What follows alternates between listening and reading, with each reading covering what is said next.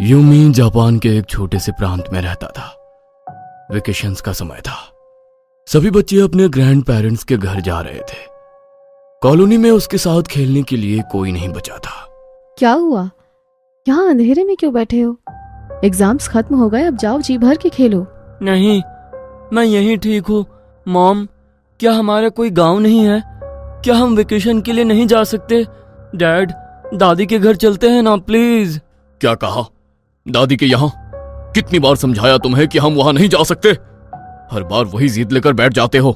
पापा के गुस्से में चिल्लाकर दिए हुए जवाब से यूमी कांप उठा था। यूमी के बाहर जाने के बाद, जानती हो ना मैं क्यों नहीं जाना चाहता वहां। जो कुछ गांव में हुआ उसके बाद माँ ने यही कहकर मुझे शहर भेजा था कि मैं कभी उस मनहूस गांव की ओर लौट कर ना आऊं।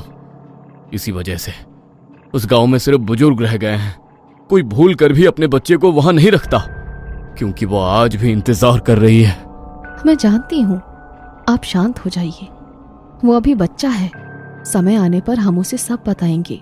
मम्मी पापा मुझे कभी दादी से मिलने नहीं ले जाएंगे। 1 घंटे का ही तो रास्ता है। अब तो मैं दादी से मिलकर रहूंगा। किसी ने नहीं सोचा था कि 11 साल का यूमी इतना बड़ा कदम उठा लेगा। उसी शाम बिना किसी को बताए यूमी ने याकोरा गांव जाने वाली बस पकड़ी और गांव जाने के लिए निकल गया। बस से उतरकर गांव के अंदर जाते हुए वो बड़ी उत्सुकता से चारों ओर देख रहा था। ये तो बहुत छोटा सा गांव है। हर तरफ सन्नाटा और ऊंचे ऊंचे पेड़। कोई बच्चा भी नजर नहीं आ रहा। यूमी ने देखा चारों ओर घने पेड़ों से घिरा एक छोटा सा लकड़ी का मकान है, जहां एक बूढ़ी औरत आंगन में बैठी हुई है। दादी माँ, मैं आ गया। क्या तुम यहाँ अचानक कैसे आ गए? तुम्हारे मम्मी पापा कहाँ हैं? उन्होंने तुझे यहाँ आने कैसे दिया? दादी ने सवालों की झड़ी लगा दी थी और दादी के माथे पर पड़ती लकीरों को देखकर यूमी हैरान रह गया था। आपको अच्छा नहीं लगा दादी? मैं पहली बार आया हूँ और आप जरा भी खुश नहीं लग रही। पोते की बात सुनकर बूढ़ी दादी ने उसे गले से लगा लिया। नहीं नहीं, अंदर आओ। खुश क्यों नहीं होंगी? बस ख्याल रखना अपना, घर से बाहर नहीं जाना, समझ गए? दादी की बात सुनकर यूमी ने हाँ में गर्दन हिला दी। शाम के तकरीबन 7 बजे का समय था। आसपास घना अंधेरा छा गया था। 11 साल का यूमी बालकनी में बॉल से खेल रहा था। तभी उसकी बॉल नीचे आ गिरी। यूमी सीढ़ियों से नीचे उतरा। दादी रसोई में खाना बना रही थी। बिना कुछ कहे वो तेजी से घर से बाहर निकला और सामने पेड़ों के बीच गिरी अपनी बॉल को ढूंढने लगा। अचानक उसे ऐसा लगा जैसे पेड़ों के पीछे से कोई दौड़कर यहां से वहां गया है। यूमी ने चारों ओर नजर घुमाई। पेड़ के नीचे से उसे एक काला साया नजर आने लगा। कोई छिपा है इधर। कौन हो सकता है? यूमी छोटे छोटे कदम बढ़ाते हुए पेड़ के पीछे तक जाता है और जैसे ही वहां पहुंचकर देखता है तो उसे आसपास कोई नजर नहीं आता। कोई भी तो नहीं है। लगता है मुझे गलतफहमी हुई है। बॉल लेकर यूमी वापस ऊपर गया और फिर से खेलने लगा। बालकनी से अचानक उसकी नजर सामने पेड़ों की ओर गई। एक बार फिर उसे एहसास हुआ जैसे पेड़ के पीछे छिपकर कोई बार बार उसे देख रहा है। यूमी को थोड़ा अजीब लग रहा था। ना चाहते हुए भी बार बार उसकी नजर सामने लगे पेड़ों पर ही जा रही थी। अचानक उसने देखा पेड़ के पीछे से एक 8 फीट ऊंची आकृति बाहर आई, जिसने सर पर बड़ा सा हैट लगा रखा था और ठीक उसकी बालकनी के सामने आकर खड़ी हो गई। वो लगातार वहीं पर खड़े रहकर यूमी को घूर रही थी। तभी यूमी के कानों में एक अजीब और डरावनी आवाज सुनाई पड़ी। पो पो पो। अब यूमी को एक अजीब सा डर महसूस होने लगा था। उसके सारे बदन में चींटियां काटने जैसा एहसास होने लगा। दिल की धड़कन बढ़ गई और हाथ पैर कांपने लगे।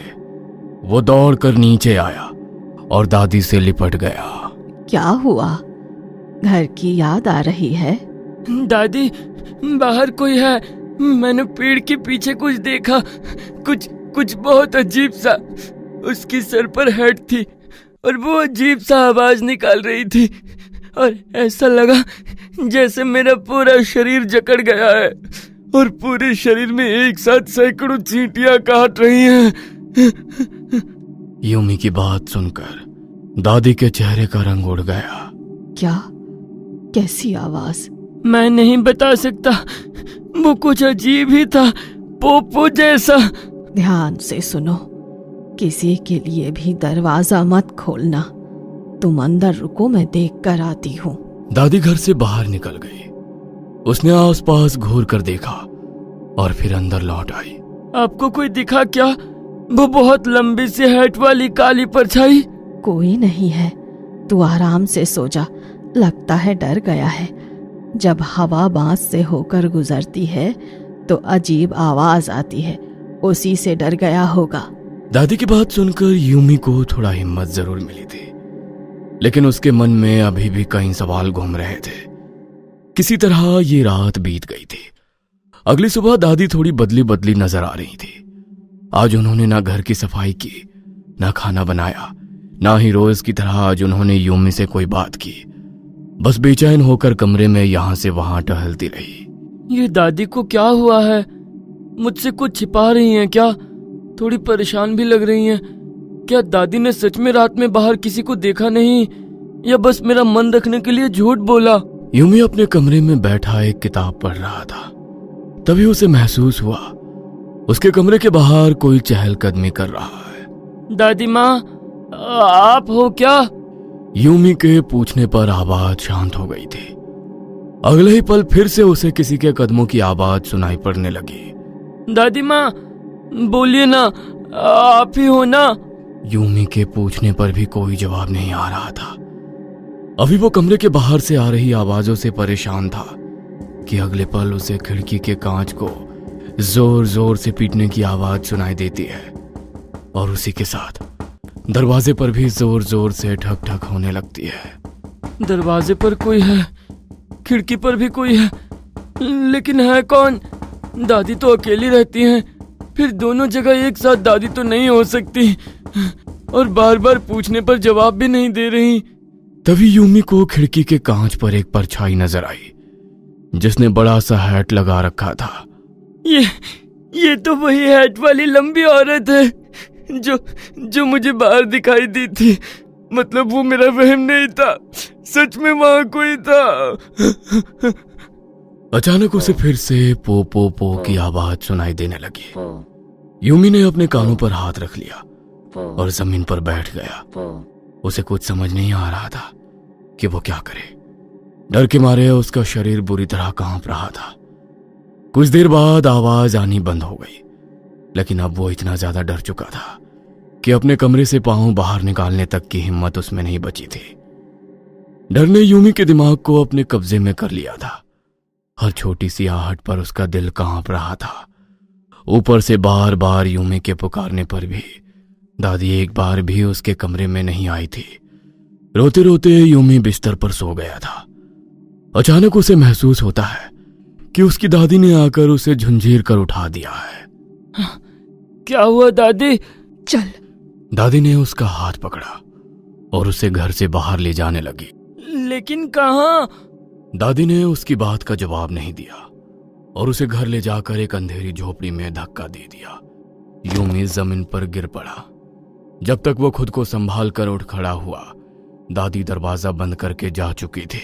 दादी ये कहाँ लाई हो मुझे? एकाएक उसके कानों में फिर से वही पोपो वाली डरावनी आवाज सुनाई देने लगती है। यूमी डर से रोने लगा था। दादी खोलिए ना, दादी मुझे डर लग रहा है दादी। तभी उसे अपने माथे पर कुछ चिपचिपा पदार्थ टपकता हुआ महसूस होता है। वो गर्दन उठाकर देखता है तो उसी छत से उल्टी लटकती एक डरावनी औरत नजर आती है। उसके सर पर हैट थी, चेहरा सफेद और आंखों की जगह गहरे काले गड्ढे थे। यूमी ने अपने हाथों की ओर देखा, वो खून में सने हुए थे। यूमी के मुंह से चीख निकल पड़ती है। अचानक उसकी नींद खुल जाती है। वह पसीने में भीगा हुआ था और दादी उसके मुंह पर पानी के छींटे मार रही थी। ये क्या कर रही हो आप? शोर मत करो वरना वो फिर से आ जाएगी। कौन दादी? वही 8 फुट वाली लंबी औरत, देखा है ना तूने उसे? उसने तुझे पसंद किया है, अब तुझे जाना होगा। दादी मैं कहीं नहीं जा रहा, मुझे बचा लो दादी। आप ये क्या बोल रही हो? अच्छा ठीक है, मैं कुछ करती हूँ।